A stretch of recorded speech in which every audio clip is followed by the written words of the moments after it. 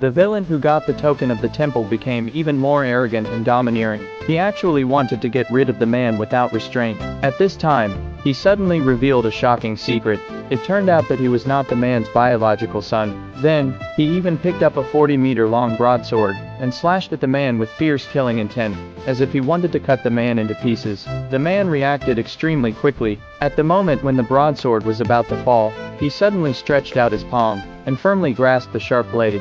In an instant, blood gushed out like a spring from his palm and slowly dripped down along the blade, blooming shocking blood flowers on the ground.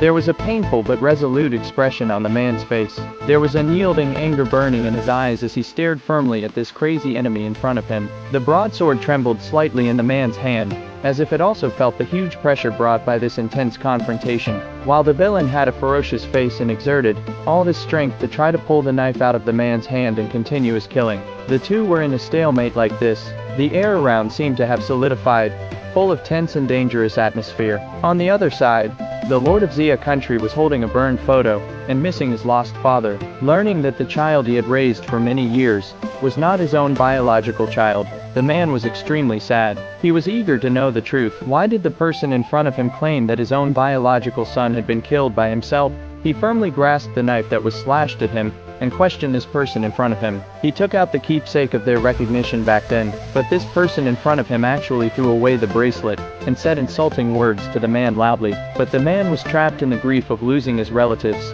and couldn't extricate himself for a long time. He picked up the broken bracelet and regrouped. With a wave of his big hand, a gun emitting golden light flew into his hand. At this time, the real messenger of the temple arrived at the hall.